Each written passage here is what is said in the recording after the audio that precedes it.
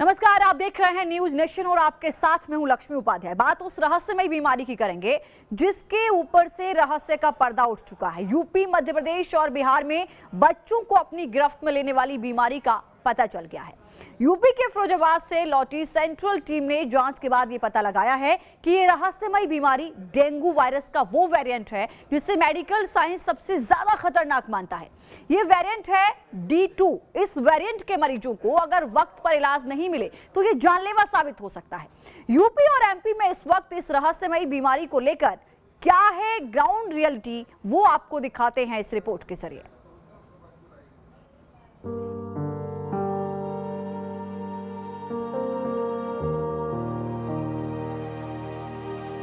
6 तारीख को बच्ची को एडमिट किया था, 7 तारीख को छुट्टी दे दी बच्ची को। बिल्कुल पेट में दर्द है, बुखार है और क्या नाम है, जी भी मतला रहा है, दाने भी निकल रहे हैं।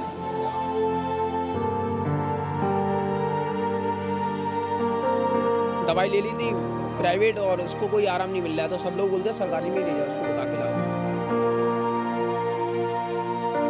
दवाई ली है, भाप लगवाई, लेकिन पलैया चलो बंद ना है। बीमार तो है, इसे भर्ती करना चाहते हैं।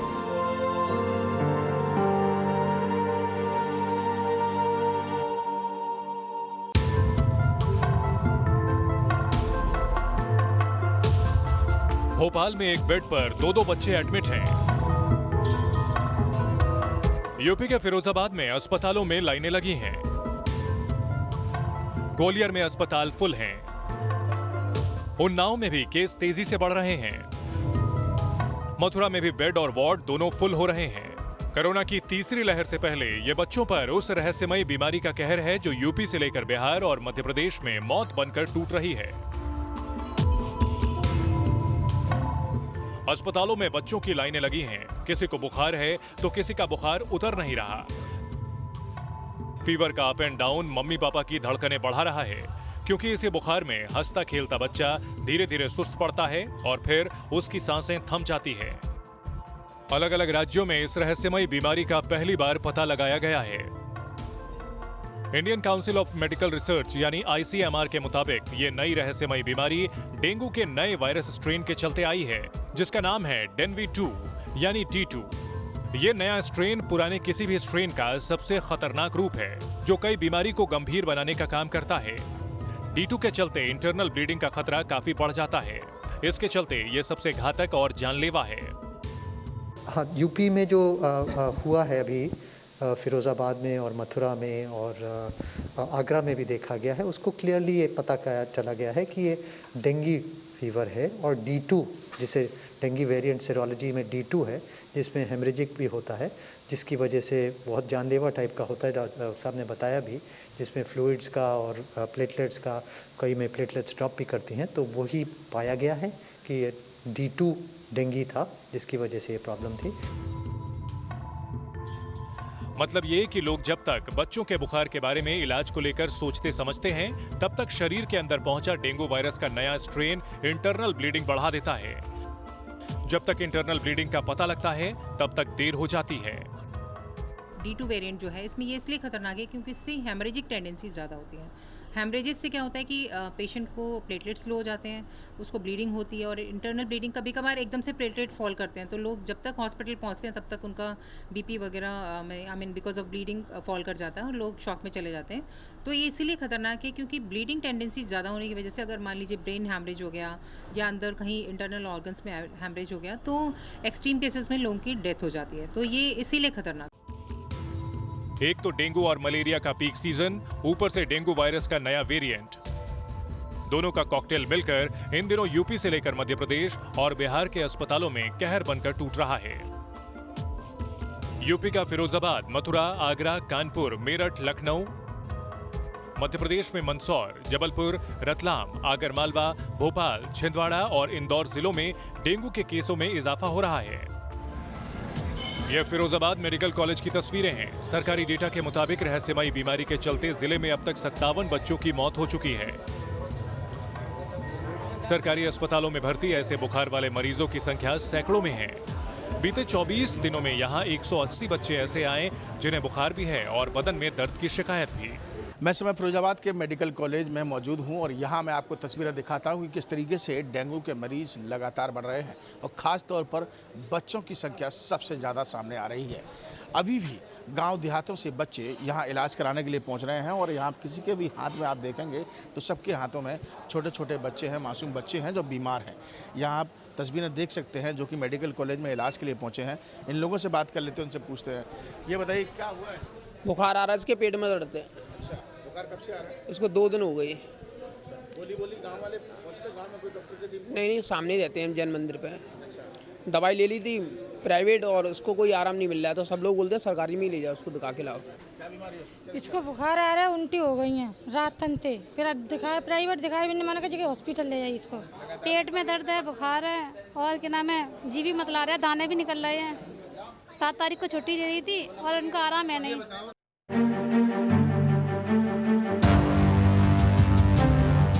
फिरोजाबाद यूपी का वो जिला है जो बच्चों में शुरू हुई रहस्यमयी बीमारी का सबसे बड़ा सेंटर बना। वजह ये बताई जा रही है कि शुरुआत में यहाँ डेंगू के लिए किया जाने वाला एलाइजा टेस्ट नहीं किया गया।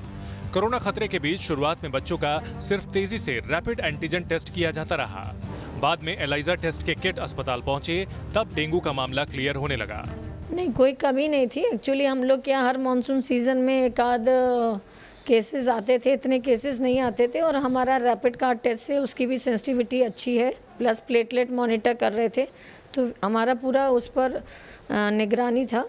और जैसे ही केसेस बढ़े थे तो ये हमने इसकी किट मंगवाई। किट मंगवाने के बाद इसका कैलिब्रेशन कराना पड़ता है मशीन का, तो उसको कराने में एक आध दिन लगा, अदरवाइज लगातार हमारा रिपोर्ट एलाइसा से हो रहा है।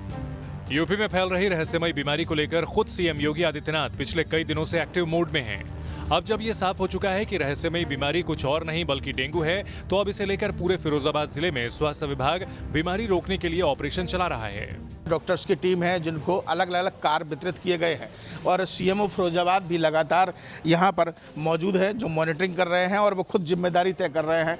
आप यहाँ भी देख सकते हैं कि हिमायतपुर के प्राथमिक चिकित्सा केंद्र पर हूँ। अंदर आपको बच्चे भी मिलेंगे, बीमार भी मिलेंगे जो यहाँ पर पहुँचे हैं, जो आसपास के क्षेत्र के लोग हैं।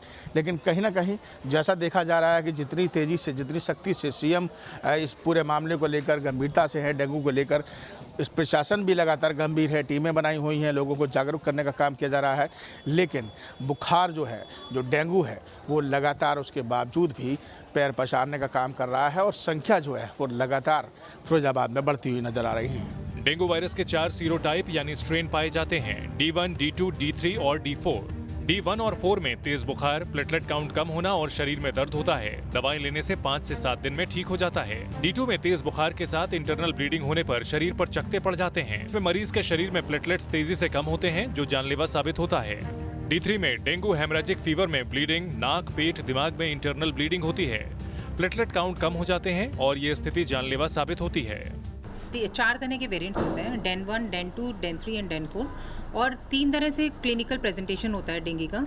तो ये इसलिए खतरनाक होता है क्योंकि एक तो क्लिनिकल प्रेजेंटेशन होता है डेंगू फीवर, जिसमें लोगों को फीवर आता है, प्लेटलेट्स नॉर्मल रहते हैं लेकिन फीवर, बॉडी एक वगैरह होता है और पेशेंट रिकवर हो जाते हैं। दूसरा होता है डेंगू हेमरेजिक फीवर, जिसमें कि लोगों को ब्लीडिंग टेंडेंसीज होती हैं, उनको रैशेस हो सकते हैं, उनको इंटरनल ब्लीडिंग हो सकती है, दांतों से खून आ सकता है, नाक से खून आ सकता है।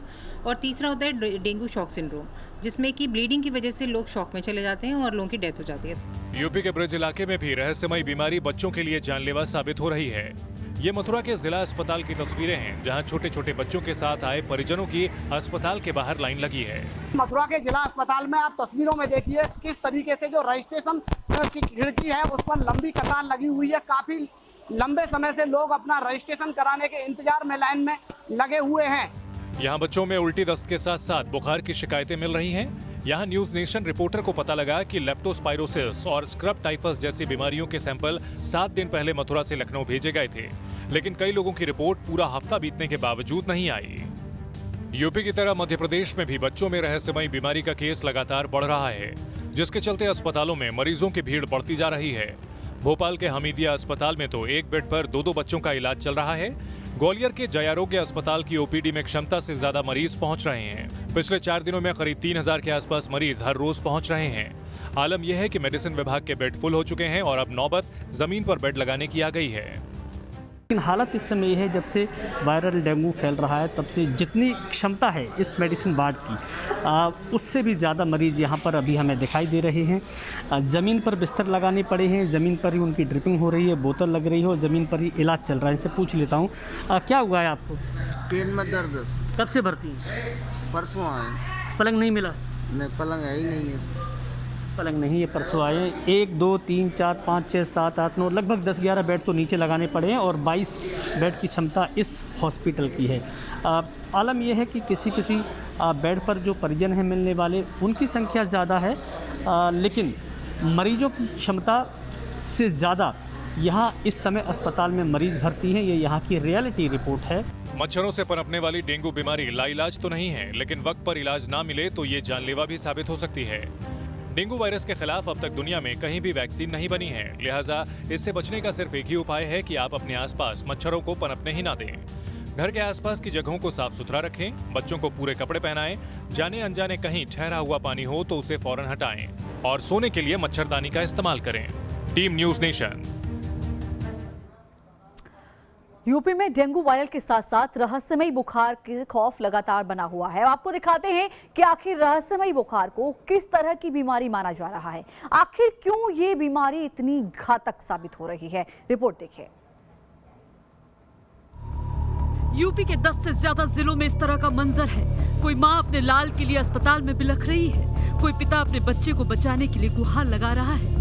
हालात बहुत बुरे हैं क्योंकि डॉक्टर इस रहस्यमयी बीमारी के बारे में समझ नहीं पाए हैं, इसलिए सिर्फ अंदाजे से इलाज किया जा रहा है। कहीं रहस्यमयी बुखार को डेंगू समझा जा रहा है क्योंकि इलाज के दौरान अचानक से प्लेटलेट्स गिर जा रही है। कहीं इसे आम वायरस समझकर इलाज किया जा रहा है, लेकिन असली बीमारी पकड़ में नहीं आ रही है। मरीज भी आते हैं अच्छे खासे, हमारे पास फीवर के भी करीब 70-80 से 100 तक मरीज आ रहे हैं।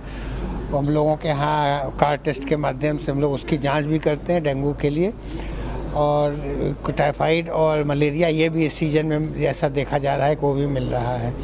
डेंगू के कन्फर्मेटरी टेस्ट होने के बाद जो IgM होता है, उसको टेस्ट होने के बाद उसके लिए जो विशेष उपचार की आवश्यकता होती है वो भी हमारे पास मौजूद है।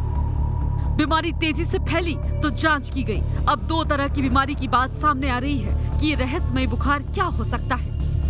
इस रहस्यमयी बीमारी के बारे में अब तक जो सामने आया है उसके बारे में डॉक्टरों की राय है कि स्क्रब टाइफस या लेप्टोस्पायरोसिस हो सकती है। ये बीमारियां क्या हैं और कैसे फैलती हैं, ये जान लीजिए। स्क्रब टाइफस ऑरेंटिया नाम के एक बैक्टीरिया से फैलता है, जबकि लेप्टोस्पायरा जीनस बैक्टीरिया से फैलता है। स्क्रब टाइफस का संक्रमण लार्वा माइट्स के काटने से होता है, तो लेप्टोस्पायरोसिस का संक्रमण जानवरों से इंसानों में होता है। स्क्रब टाइफस में काटने वाली जगह पर पपड़ी जमा हो जाती है, जबकि लेप्टोस्पायरोसिस में कटी कटी त्वचा, आंख, नाक से संक्रमण होता है। स्क्रब टाइफस के लक्षण बुखार, सिर दर्द, शरीर दर्द और रैशेस हैं, जबकि लेप्टोस्पायरोसिस के लक्षण है बुखार, डायरिया, सिर दर्द। स्क्रब टाइफस बीमारी से ऑर्गन फेलियर, ब्लीडिंग होने का खतरा होता है, तो लेप्टोस्पायरोसिस में किडनी, लीवर फेलियर, सांस में तकलीफ होती है। ये दोनों बीमारियां कितनी खतरनाक है, इसका अंदाजा इनके लक्षण से लगाया जा सकता है। यूपी में डेंगू, कोरोना के साथ अब डॉक्टर इन बीमारियों के फैलने का अंदेशा जता रहे हैं, लेकिन अभी तक सही ये पता नहीं लग पाया है अचानक से रहस्यमय बुखार के पीछे पक्का कारण क्या है और कौन सी बीमारी के मरीज सबसे ज्यादा है।